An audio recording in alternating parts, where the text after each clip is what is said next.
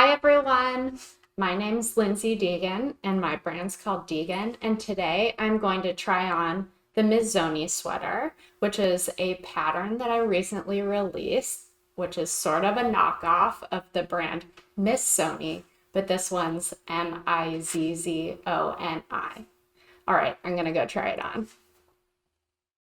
All right, here it is. First, I'm gonna go over there and spin for you so that you can get the full effect.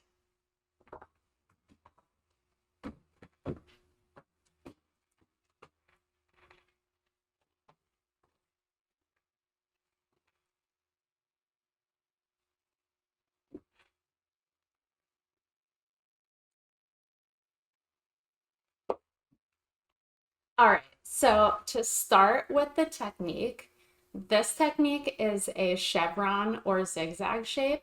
Going to zoom in so you can see it a little bit better. So this zigzag is formed by doing a combination of decreases, which you can see here, and increases, which you can see in this little eyelet here. And that combination of increases and decreases creates the zigzag shape. And therefore, when you see this pattern, it looks like a zigzag, but you feel like you're only striping as you're knitting it, which I love because there's no floats. The backside is completely clean. So for this sweater, I mostly used really fun sock yarns that I had left over in my stash. I had so many little bits of things, and sock yarns are hard to use up because socks use so little yarn that I thought it would be fun to bust through that stash and also have fun with color. It's really important as you're knitting this sweater to think about the color of the stripes, but also the proportions. And that was sort of my most fun part about making this sweater. All of these yarns, as I said, are sock yarns, so they're quite fine. So I knit them double or two ends.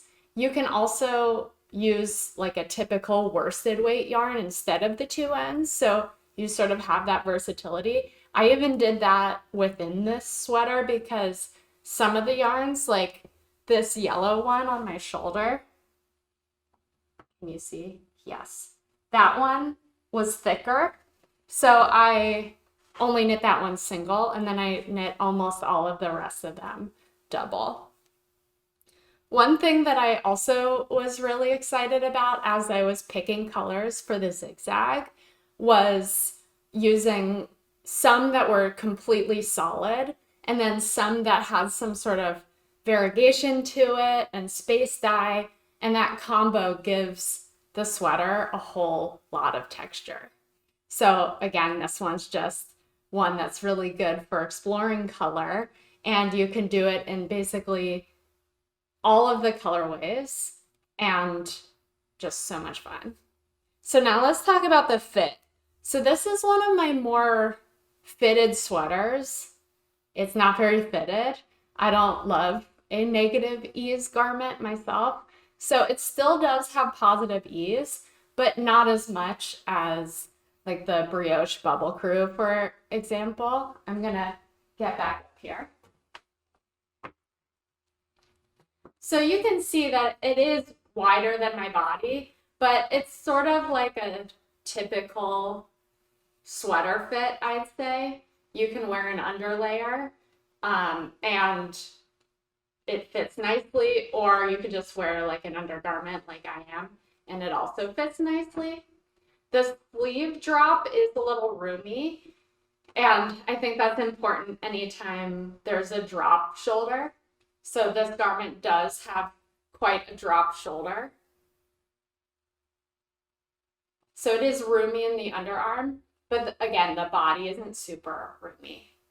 The neck is a typical neck, but as you're knitting it, there's quite a bit of a flat spot in the middle, and that's to allow for those chevrons to sort of and stop knitting, and so that you have that really clean neckline there. How do we knit it? So this garment is knit from the bottom up, and it's knit in panels. So I could have done it in the round, but I thought that since there's a chevron pattern, it was almost easier to grade this sweater in panels. So you could decide to knit this in the round if you like, but it's knit in panels, front and back. After you knit the front and back panels, I always like to put the neckline on because it makes it feel real to me. Your choice. But then after you seam the shoulders, you can knit the sleeves. You can knit them onto the garment because it's just straight, but in the pattern I have a cast on, so knit separately. But again, if you wanted to, you could totally knit it on because there's no shoulder cap. So the sleeve is knit from the top down, and I picked that way because when you're knitting the chevrons, all sorts of increasing and decreasing is happening, as I said before, to create the zigzag. And it makes actually shaping a little, it's not hard, it's just a little confusing because you're increasing and decreasing to create the chevrons, but then you need to decrease again to decrease the shape of the sleeve. So the pattern I thought would be easier from top down because then you just have to decrease away the pattern instead of knitting it from the bottom up, and you'd have to establish the pattern. So sleeve, top down, body, bottom up. One of the challenges about making this pattern was the fact that there's increasing and decreasing happening in the thing. So then actually shaping the garment is a little hard to keep track of. So because of all of that, I would call this garment an advanced pattern. But I will say, once you do a swatch of the chevrons or the zigzags, I felt really comfortable with the stitch, and you can see what's happening below. So you sort of get into the flow, get into the groove. But I called it an advanced pattern because if you were to get lost in the pattern, it might be hard to regroup. And another reason is because unlike a pattern where you're just sort of knitting stockinette for ages, this one you do sort of have to keep track of. So I wouldn't say that, other than the first body bottom part, I wouldn't say that this pattern is like a watch a movie and just go for it type of thing. It is sort of more of a concentration, figure out what's happening, follow the pattern kind of thing. But I have to say, I am so proud of this pattern. It's one of my favorite patterns that I've ever done because it both challenged me technically, but also, you know, more color, more fun.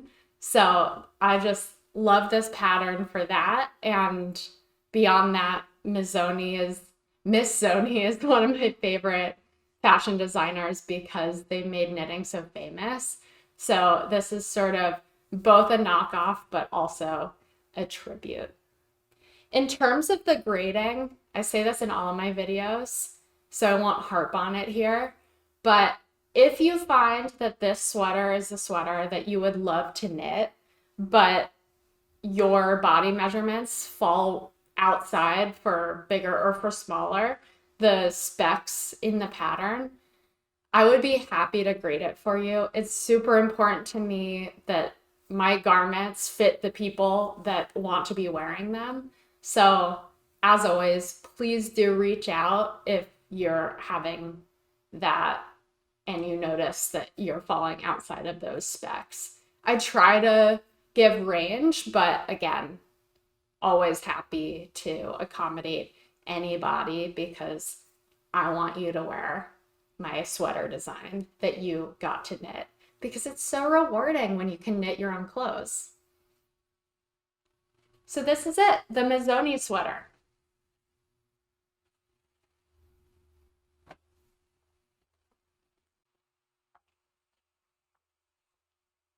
I'm back again because I forgot to tell you one bonus thing that is fun to me about this sweater. So, this year was the very first Rhinebeck or New York Sheep and Wool that I got to attend with my best friend Zandy. So, I decided to wear this sweater and I got so many compliments and people were so nice. It made me re-fall in love with the hand knitting community. And as a bonus, it was featured by Christy Glass. So it was really fun to see myself on TV in the Tell Me About Your Rhinebeck Sweater 2021 edition. So just an extra little plug for when you're out in the world and you're wearing your sweater and people are telling you it's amazing and it makes you feel so proud and so good. And hopefully, I'll see you all at next year's Rhinebeck or uh, whatever live knitting events happen in 2020.